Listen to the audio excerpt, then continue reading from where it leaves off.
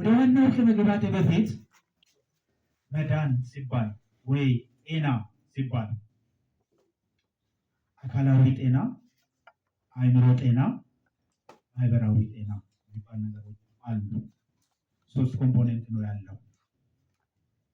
አካላዊ ጤና የሚታየው በውስጥም በውጭም ወይ በቀዶ ጥገና በሕክምናም ይሁን በሌላ ነገር ይሁን አካላችን ላይ የሚሆን ውጭ ላይ ብቻ ሳይሆን ውስጥም አካላዊ ጤና።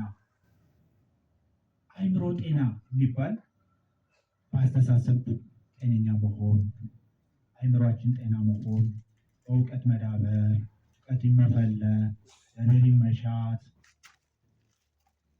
እና አሁን እነኚህን ነገሮች ለምንድን ነው የማነሳው?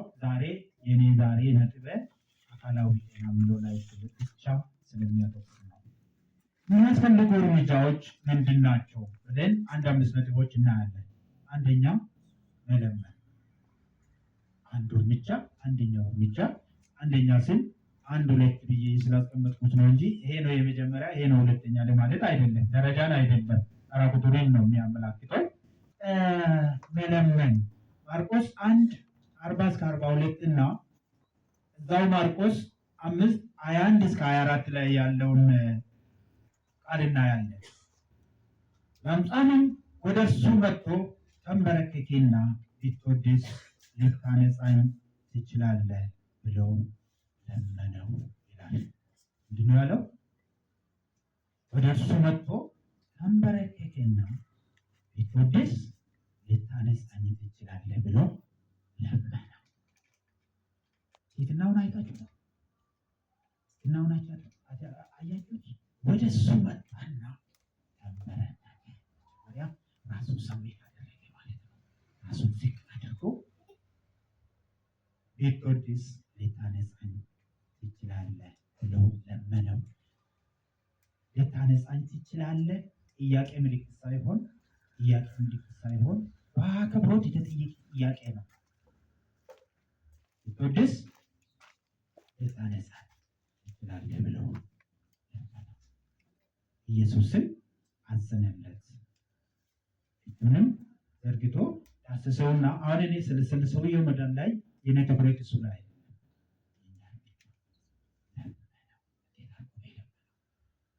ተንበረከከና ቢትወደስ ለስለስ ባለች አሁን እንደዚህ ሰው ራሱ ሆናችሁ ሰው ፊት መጣችሁ ተንበርክካችሁ ብትሉ ሰው ራሱ ያልፋችኋል።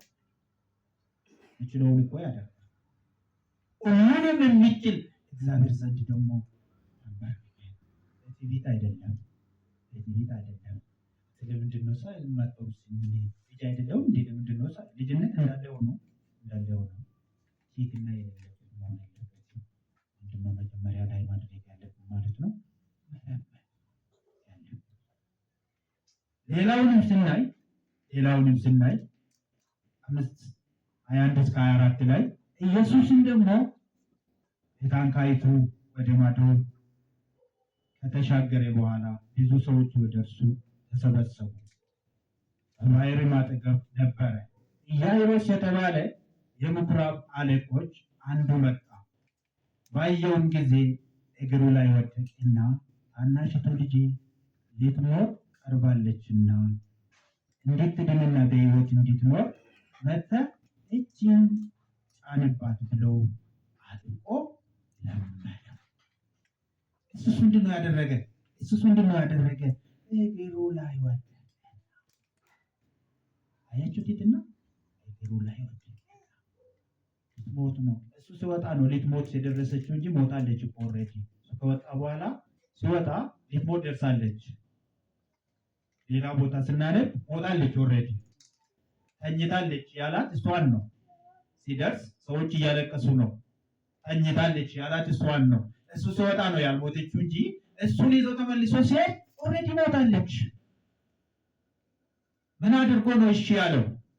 አጥብቆ ለመነው። አያችሁ? ትህትና አለቃ እኮ ነው ሰውየው። ምኵራቡ ውስጥም ድርሻ አለው። አለቃ ነው።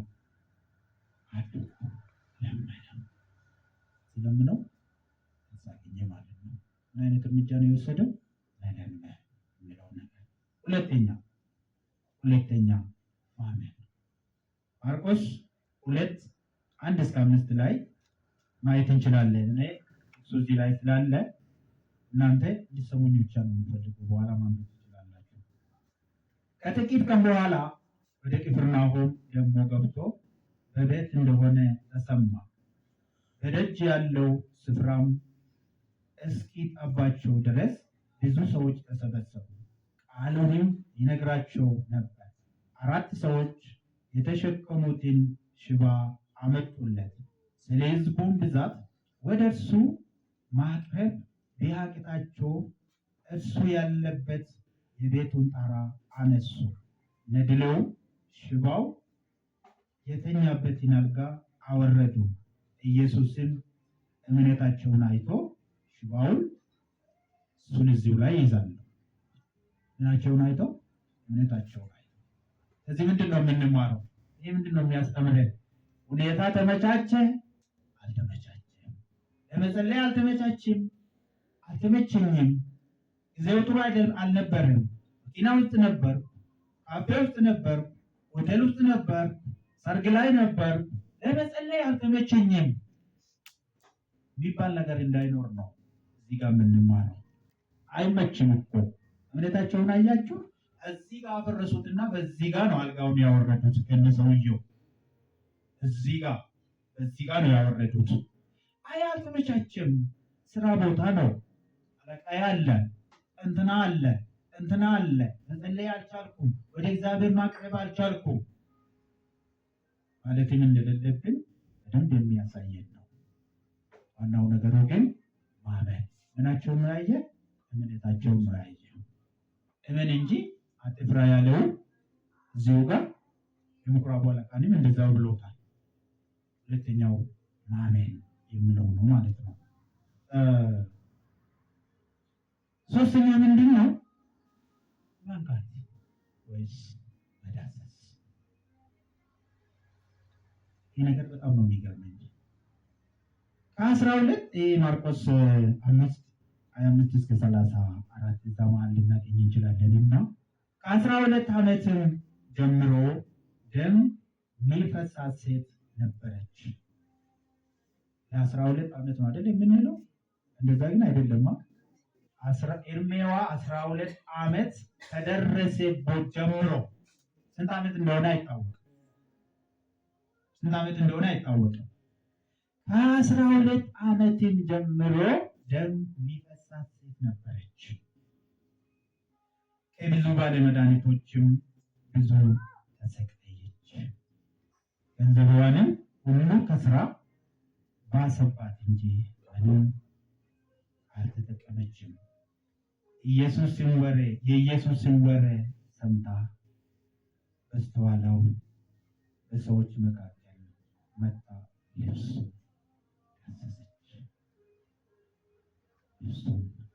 ዳሰሰች። ልብሱን ነው የዳሰሰችው። ልብሱን ዳሰሰች። ምኑን ነው ያገኘችው? የልብሱን ጫፍ አገኘችው፣ ግን ልቡን ነው ያገኘችው። ፈውስ ከልብስ አይደለም የወጣው ፈውስ ወጥቶኛል አላደል? ፈውስ ወጥቶኛል። የነካኝ ሰው አለ። ልብሱን መንካትማ ማአት ሰው፣ በጣም ብዙ ሰው እየተጋፉ ነበር እኮ። ልብሱን የማይነካ የለም። አንደኛ አምና ነው፣ በእምነት ነው የነካችው። ወጥቶኛል።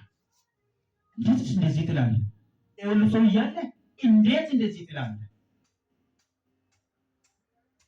ኦልሬዲ ኃይሉ ስለወጣ ተፈውሳለች እሷ። ምን አይነት እርምጃ ነው የወሰደችው? ኢየሱስ ወደ እሷ ሄደው እኮ አይደለም፣ ራሷ ወደ እሱ ሄዳ ነው የነካችው። ወደ እሱ ሄደችና ነካችው። በዛን ጊዜ በእግር እየተመላለሰ ስለነበረ ነው። አሁንስ ዛሬስ እንዴት ነው የምንነካው ትሉ ትችላላችሁ። በዛውን ጊዜ ልቡን ነው ያገኘችው። ልብሱን ነው የነካችው እንጂ ልቡን ነው ያገኘችው። ልቡን መንካት ከላይ እንዳየነው በትዕይትና ወደ እግዚአብሔር እየቀረበ በንጹህ ልብ ወደ እግዚአብሔር እየቀረበ ኬዛችንን ችግራችንን ይዘን ወደ እሱ እየቀረብን ትሕትናችንን ስናይ ራራላቸው። እንዲራራልን ማስደረግ ማለት ነው። መንካት የማን እርምጃ? የእኛ እርምጃ። ነቅተን ኃይል እንዲወጣልን፣ ነቅተን በረከት እንዲወጣልን፣ ነቅተን ፈውስ እንዲወጣልን፣ ነቅተን ጸጋ እንድናገኝ ትሕትና ራሳችንን ዝቅ አድርገን ወደ እሱ መቅረብ ነው። ነጥቤ ምንድን ነው? መንካት። ዳሰሰች፣ ከዛ ኃይል ወጣላት፣ ከዛስ ተፈወሰች። ተፈውሳ ቀረች፣ ተፈውሳ ቀረች። አራተኛው መጮህ፣ መጮህና መከተል።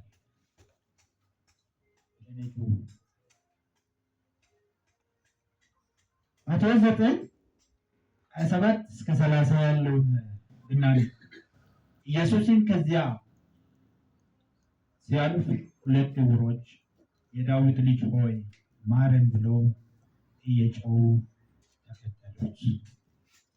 ወደ ቤትም በገባ ጊዜ ዕውሮቹ ወደ እሱ ቀረቡ። ኢየሱስን ይህን ማድረግ እንዲችል ታምናላችሁን? አላቸው። አዎን ጌታ ሆይ አሉት። በዚያ ጊዜ እንደ እምነታችሁ ይሁንላችሁ ብሎ ዓይናቸውን ዳሰሰ። ዓይናቸውን ከፈተ። ስላደረጉ ነው የተከፈተ። እየጮሁ ስለተከተሉት ጮሁ። እየጮሁ እኮ ቆሞ አልጠበቃቸውም። እዚህ ላይ ቆሞ አልጠበቃቸውም። አለፋቸው። አልፋቸው የት ሄደ? ወደ ቤት ገባ።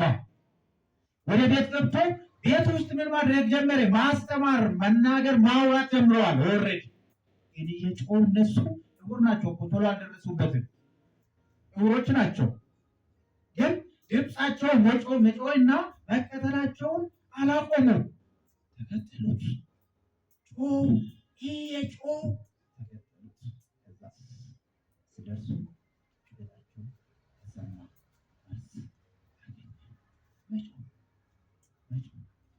የሆነ አደጋ ሲደርስ የሆነ ችግር ሲፈጠር ብለን እንጮህ የለ? ለማይጠቅመን ነገር ሰው እንዲደርስልን እንጮህ የለ? እግዚአብሔር የሚጮህ ጩኸት ምን ያህል መልስ እንደሚኖረው እዚህ ጋር አንድ ሰው አሁን እዚህ ጋር ቆሞ ብጮህ ወይ ልንወጣ እንችላለን፣ ወይ የሆነ ሰውን እንልካለን። መፍትሄ ለመስጠት እኮ አይደለም፣ ምንድነው ችግሩ ለማለት ነው። የእግዚአብሔር ግን ኢየሱስ ጋር የሚጮህ ጩኸት ግን ሰውዬ ምን ሆነዋል ሄድና ቼክ አድርግ እስኪ ምናምን ሳይሆን ይዞ ነው የሚመጣ፣ ፈውስ ይዞ ነው የሚመጣ። መጮህ ያለበት ማን ነው? የተቸገረው፣ የታመመው። መፈወስ የኢየሱስ ድርሻ፣ መጮህስ የኔ ድርሻ። አራተኛው እርምጃ ነው ይሄ መጮህና መከተል። ጮሄንም ዝም ስንባል መከተል የሚባለው የሚያስፈልገው ጮሄንም ዝም ስንባል መቆም እንደሌለብን ነው የሚያሳየው። እነዚህ ሰዎች እኮ ኦልሬዲ ቂጧቸው ሄዷል፣ ነግራቸዋለሁ። ዕውሮች ናቸው፣ መሮጥ አይችሉም፣ መንገድ አያውቁም።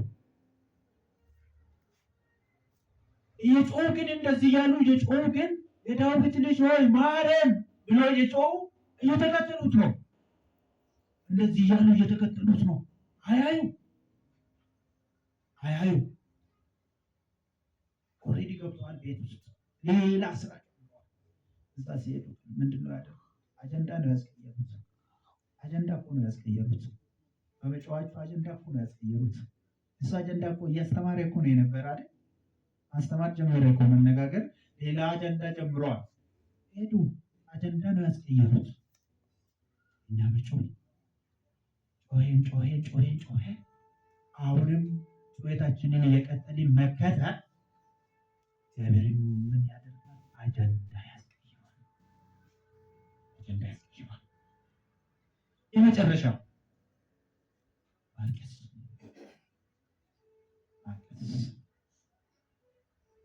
ሁለተኛ ነገሥት 21-5 ላይ ስለ ሕዝቅያስ ሁላችንም እናውቃለን።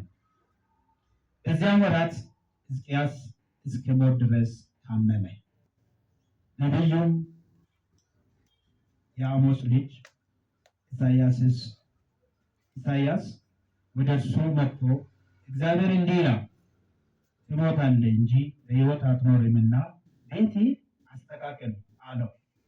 ፊቱንም ወደ ግድግዳው መልሶ እንዲህ ሲል ወደ እግዚአብሔር ጸለየ። አቤቱ በፊትህ እውነትና በፍጹም ልብ እንደሄድሁ ደስ የሚያሰኝህን እንዳደረግሁ ታስብ ዘንድ እለምናለሁ። ሕዝቅያስም እጅግ አድርጎ አለቀሰ። አደረገ እጅግ አድርጎ አለቀሰ።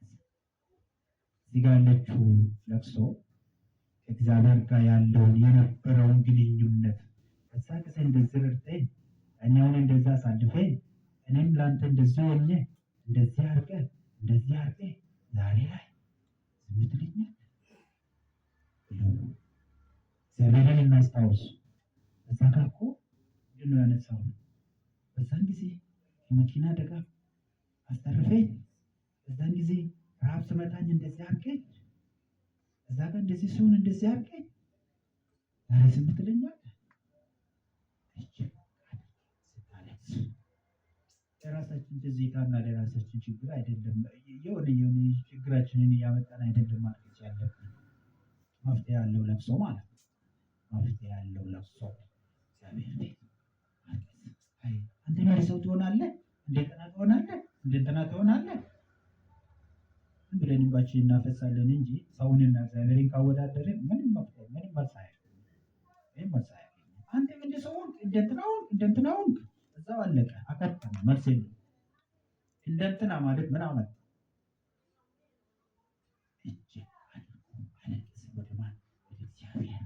እግዚአብሔር የዋለው ውለታውን እየቆጠረ እኮ እንደዚህ ሆኜ ነበረ፣ እንደዚህ ንጹህ ልብ ነበር እኮ አንተ ጋር የነበርኩት ብሎ ስትጸልይ እኔ ወደ መጨረሻ ያለችዋ በጣም ትገርመኛለች። እና ኢሳያስም ወደ መካከለኛው ከተማ አደባባይ ሳይደርስ የእግዚአብሔር ቃል እንዲህ ሲል መጣለት፣ ተመልሰህ የሕዝቤን አለቃ ሕዝቅያስን እንዲህ በለው፣ አባቴ የዳዊት አምላክ እግዚአብሔር እንዲህ ይላል፣ ጸሎቴን ሰምቻለሁ፣ እንባዬንም አይቻለሁ። ምንድን አለው? ጸሎቴን ሰምቻለሁ። ጸሎት ይሰማል፣ እንባ ይታያል ማለት ነው። የሚታይ ነው፣ የሚሰማ ነው። በጣም ርኅራኄ የሚያመጣ አንድ ሰው እያለቀሰ ሲታይ ነው ወይስ አለቀሰ ሲባል ሲሰማ ነው ርኅራኄ ወደ ልብ የሚመጣው? እያለቀሰ ሲታይ ነው። እንባዬንም አይቻለሁ፣ እነሆ እፈውሳለሁ አለ። ወደ ላይ አንድ ነጥብ አለች። ኢሳያስ ትሞታለህ ብለዋል። ሄደ ተመልሶ መጥቶ አትሞትም ግን አሁን እኔ እንደዚህ እግዚአብሔር እንደዚህ አይነት መልእክት ወደና አምጥቶ ትሞታለህ ብዬ ተመልሼ መጥቼ አትሞትም ካልኩ የሐሰት ነብይ ነው አትለኝም? አሁን ይሞታል ብሎ እግዚአብሔር እንዴት አሁን እንደዚህ ይላል? መጀመሪያውኑ ይሞታል ብሎኛል ነበረ። ውሸቱ ከራሱ ያወጣ ግን እንደዚህ እግዚአብሔር አጀንዳ ያስቀይራል። ምንድን ነው አጀንዳ ያስቀየረው? ማልቀሱ፣ ለቅሶ እጅግ አድርጎ አለቀሰ። አጀንዳ ቀየረ። 15 ዓመት ጨመረለት። በሶስተኛውም ቀን ደግሞ ወደ ቤተ መንግስቱ ተመለሰ አይደል? እንደዚህ ነው። ስለዚህ እኛ የሚያስፈልጉ ብቻዎች ለምን ማመን፣ መንካት፣ መጮህና ማልቀስ የሚባለው